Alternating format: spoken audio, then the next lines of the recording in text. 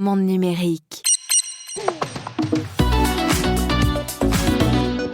Troisième jour du CES de Las Vegas, mais premier jour officiel du salon. Les espaces d'exposition ont ouvert ce mardi 7 janvier et c'est la ruée des grands jours. La ruée vers les nouveautés présentées, intelligence artificielle, IA dans les télés, robots et un phénomène étonnant dont je vais vous parler en fin d'épisode. Connaissez-vous les Roppets ? Ce podcast vous est proposé en partenariat avec FreePro, le meilleur de Free pour les entreprises, qui a choisi Monde Numérique pour vous faire vivre le CES de Las Vegas. Le salon CES de Las Vegas est tellement grand qu'il est divisé en 3 grands espaces et aussi en une multitude d'autres lieux. À peine 1 ou 2 kilomètres entre chaque. C'est pas énorme, mais autant vous dire que vu la concentration de monde ici et donc le trafic que je vous laisse imaginer, c'est pas facile de se déplacer et les transports peuvent prendre pas mal de temps. On se débrouille comme on peut entre les Uber et les navettes et puis surtout les jambes, car il faut marcher et encore marcher pour visiter le CES de Las Vegas. Alors évidemment, impossible de tout visiter d'un coup. Pour le premier jour, je me suis concentré sur le Venetian Campus et notamment l'Eureka Park. C'est là que sont concentrées les startups du monde entier.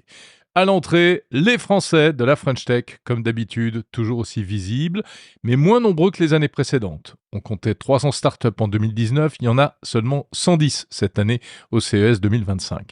On sent que la crise est passée par là, la French Tech a essuyé de nombreuses faillites en 2024, mais il y a aussi une volonté de mieux sélectionner les exposants. Et c'est pas plus mal. Ces dernières années, on avait tendance à voir un peu tout et n'importe quoi. Cette fois, la French Tech s'est recentrée sur l'essentiel, des entreprises plus en accord avec la dimension technologique du CES, dans des domaines où les Français restent forts, tels que la santé, les mobilités ou encore les green tech. Il y a les abonnés du CES, ceux qui sont là chaque année, pas forcément pour présenter de nouvelles choses d'ailleurs, mais pour se faire voir. Et puis, il y a les petits nouveaux, et cette année, ils sont très nombreux. 80% des startups présentes au CES de Las Vegas le sont pour la première fois cette année. C'est plutôt la preuve qu'une sélection a été faite, et c'est pas mal. Alors évidemment, il n'y a pas que les Français.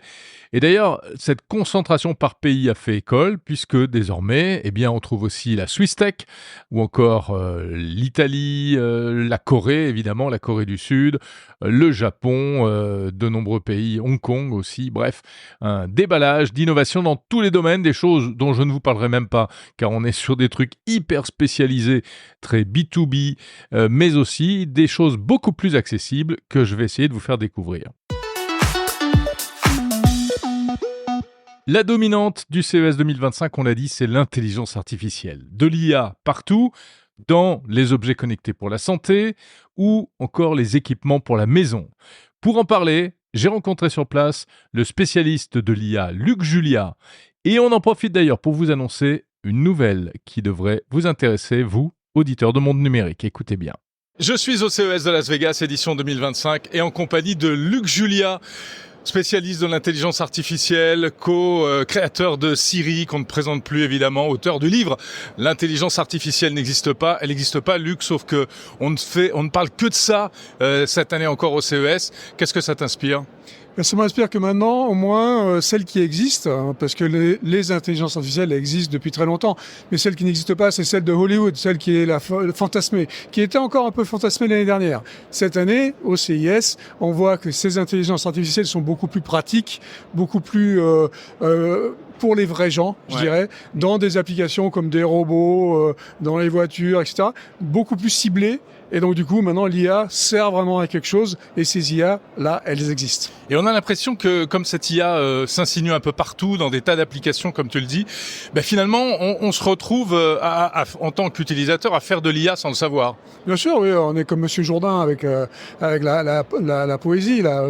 Donc, c'est vrai que on utilise, en fait, ces IA qui sont que des outils depuis, je dirais, la nuit des temps, presque, d'accord ? Donc, ces nouvelles IA qui sont, elles, disponibles depuis à peu près 2-3 ans, elles commencent à arriver dans notre quotidien, mais on s'en aperçoit pas parce que, justement, elles sont complètement utilisables. Et c'est, tu sais, on dit souvent, la meilleure interface, c'est pas d'interface. Et là, on voit que ces IA, si elles sont utilisables, c'est parce que elles sont dans ta caméra, dans ton aspirateur, et tu les vois pas. Et demain, sur nos sites marchands, dans nos voitures, évidemment, Dans aussi. ta télé, etc., etc. Donc, elles sont partout, de plus en plus faciles à utiliser, mais il faut quand même pas oublier qu'elles sont toujours très, très consommatrices d'énergie. Donc ça, il faut quand même le comprendre et donc avoir ça dans le coin de sa tête quelque part pour se limiter un peu dans leurs utilisations de temps en temps. Bon, Luc, je voudrais annoncer à mes auditeurs que je suis très heureux parce que tu as accepté qu'on se parle de manière régulière dans Monde Numérique et donc de venir périodiquement, on va dire une fois par mois, pour nous livrer ton point de vue sur un sujet d'actualité. Alors, comme on sait qu'en plus tu as une parole assez libre, il faut pas il faut pas compter sur du politiquement correct avec toi. Je te remercie beaucoup et puis j'imagine qu'il y a déjà plein de choses qui t'inspirent pour les mois qui viennent. Oui, évidemment, on va parler beaucoup d'IA, parce que c'est ce qui m'intéresse. Et comme on a dit, c'est partout et ça sera encore plus partout dans les mois qui viennent. Je suis très excité parce que je pense que c'est bien de débriefer un peu ces choses-là. C'est bien aussi de dire les choses telles qu'elles sont. Alors bon, tu dis parole directe, mais moi j'essaye de dire la vérité. C'est-à-dire que no bullshit, comme on dit souvent.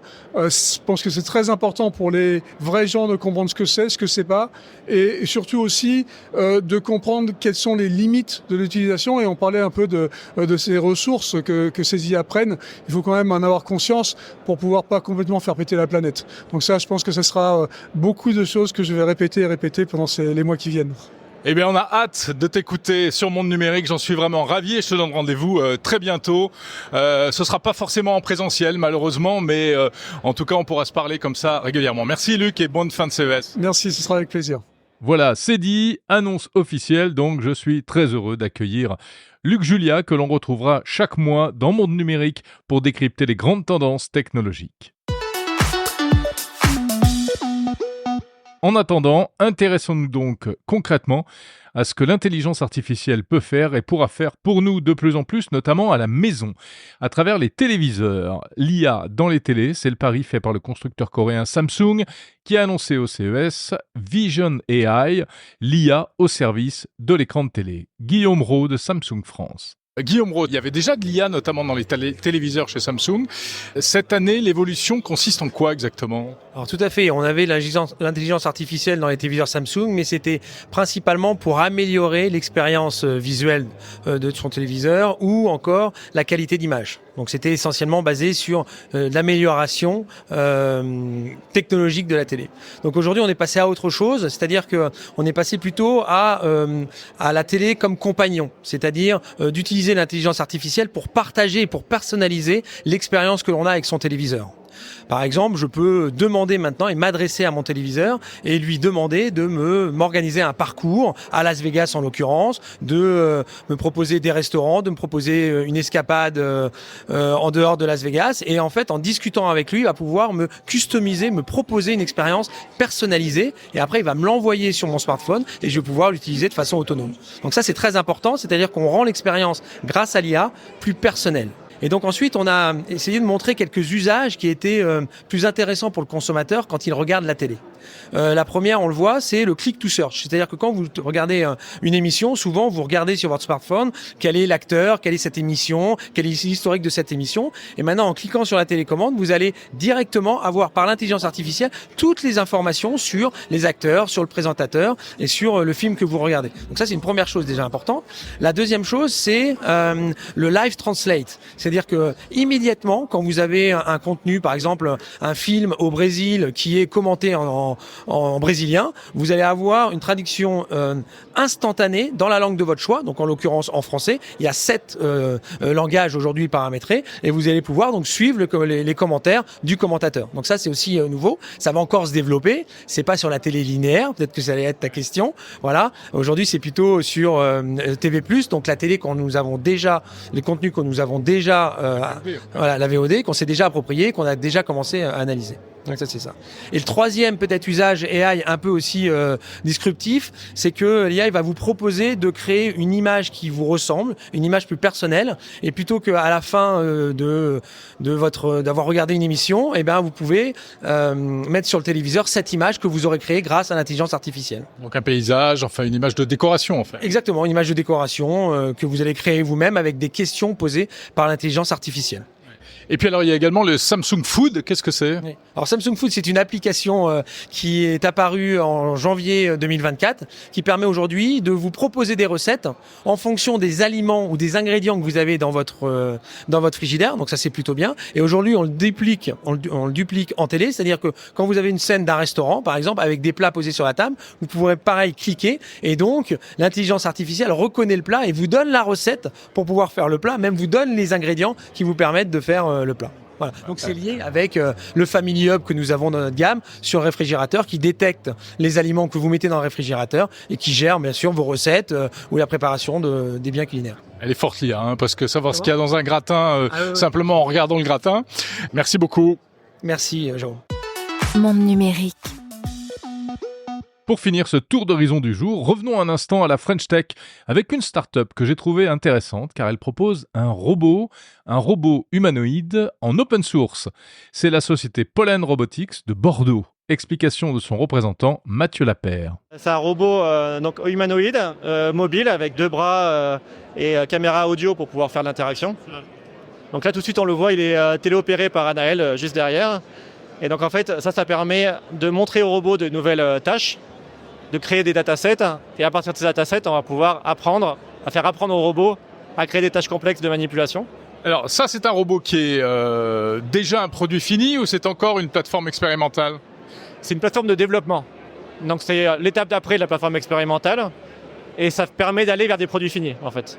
Donc ça s'adresse à des développeurs logiciels, des chercheurs en IA, qui vont pouvoir utiliser ce genre de plateforme pour développer des applications robotiques en utilisant les derniers progrès en intelligence artificielle, voire aider à faire des progrès en intelligence artificielle, notamment en ce qui concerne ce qu'on appelle le physical AI, c'est-à-dire amener l'IA dans le monde réel.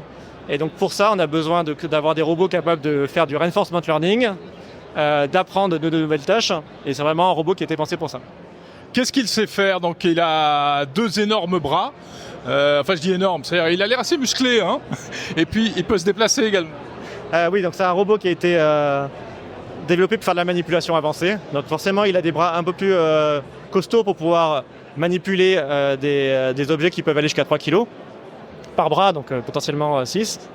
Et il peut se déplacer donc sur du sol plat, ce qui est un peu l'usage le plus courant d'un robot humanoïde. Ouais. Donc qu'est-ce qu'il peut faire ? En fait, c'est vraiment un robot adapté au développement. En fait. Donc c'est une plateforme de développement, un peu comme on peut imaginer avoir un ordinateur. C'est un ordinateur avec plein de capacités. Après, il faut développer des applications dessus pour pouvoir s'en servir. Donc c'est pour ça qu'il s'adresse d'abord à des développeurs avant de s'adresser à des utilisateurs finaux. Donc il est open source, vous avez dit, c'est-à-dire à la fois le logiciel et le matériel sont open source. Pour quelle raison ? En fait, l'objectif, c'est d'arriver à créer des alternatives open source à tous ces gros robots qu'on voit lancés par des GAFAM, par Tesla, par Figure.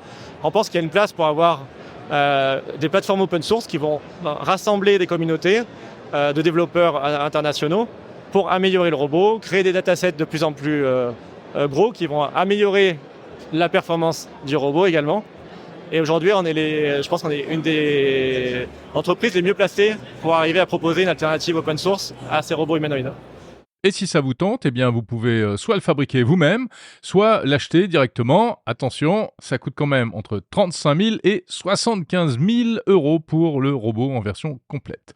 Avant de finir, toujours à propos de robots, le CES 2025 marque peut-être le début d'un nouveau phénomène dont on n'a pas fini de parler, celui des Ropets. Ropets, vous ne connaissez pas, contraction de robot et de pet, animal de compagnie en anglais. Les Ropets, donc, sont des sortes de petites peluches forcément adorables, qui sont aussi des mini-robots capables d'interagir avec les humains. Des petits compagnons, avec même pour certains un peu d'IA à l'intérieur. Exemple, Mirumi, une sorte de petite bestiole qui s'accroche au sac à main des femmes et qui ne sert à rien sauf à bouger la tête quand on la caresse ou quand on attire son attention. Ce genre de joujou cartonne en Asie, ça arrive en Europe et à mon avis, ça risque bien de connaître un vrai succès. Pour preuve, une petite vidéo de Mirumi que j'ai postée sur les réseaux sociaux et qui a été vue plus de 350 000 fois sur X en quelques jours, sans que je comprenne réellement pourquoi. Bref, vous êtes prévenus, attention, les Ropets arrivent.